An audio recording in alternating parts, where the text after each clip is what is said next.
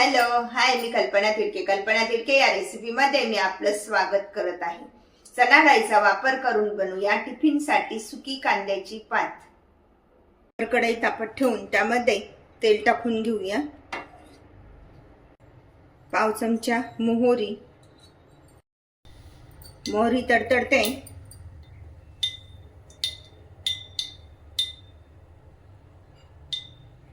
त्यामध्ये टाकून घेऊया हा ठेचलेला लसूण आणि जिरे एकत्र ठेचून घ्यायचे.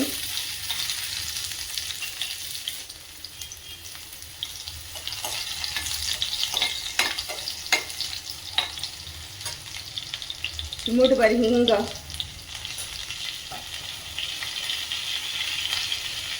आणि हा पातीचा बारीक चिरलेला कांदा.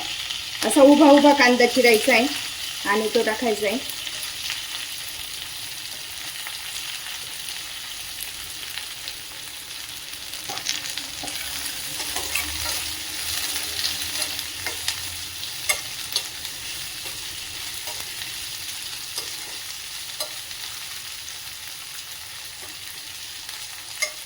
कांदा थोडा परतून घेऊया. अशा प्रकारे कांदा चांगला परतून झालाय तर त्यामध्ये थोडासा टोमॅटो टाकायचा, पावभाग, जास्त नाही टाकायचं. त्यानंतर ही हरभऱ्याची डाळ भिजत ठेवलेली होती 1 तासासाठी, ती पण टाकून घेऊया.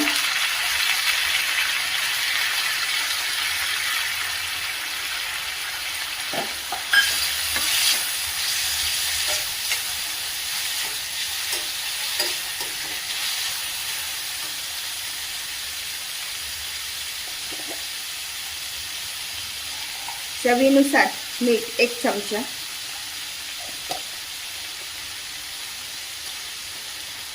थोडीशी हळद, 1 चमचा लाल तिखट,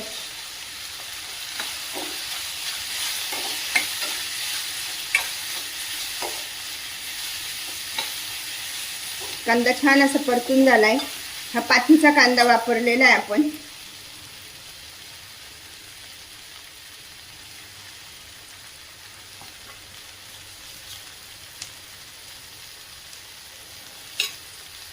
आणि ही बारीक चिरून घेतलेली कांदा पात. टिफिनसाठी अशा प्रकारची ही कांदा पात आज आपण बनवत आहोत.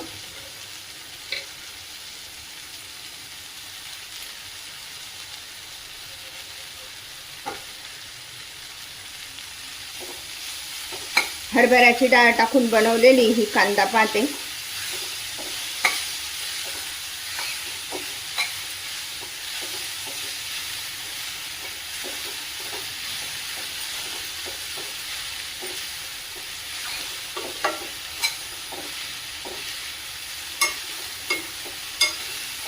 बघितले ना किती झटकीपट बनते ही कांदा पात. सर्व साहित्य व्यवस्थित एकत्र झालंय तर 2 मिनिट आपण भाजीवर झाकण ठेवूया. आज चणा डाळीचा वापर करून आपण ही कांद्याची पात बनवलेली आहे. 2 मिनिटं शिजू देऊया. बघूया कांद्याची पात शिजली की नाही ते. वाव, दिसायला तर खूपच मस्त दिसतेय ना. अशा प्रकारची ही कांद्याची पात टिफिनसाठी तर खूपच छान वाटते.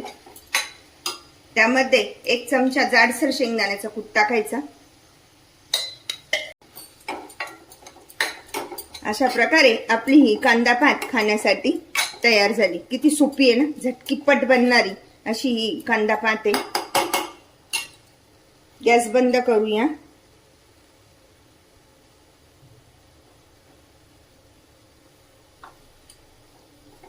अशा प्रकारची ही कांदा पात आपण भाकरी पोळी सोबत खाऊ शकतो.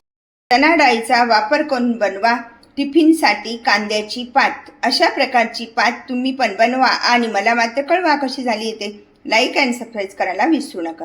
पुन्हा आपण भेटूया नवीन रेसिपीसह. थँक्यू.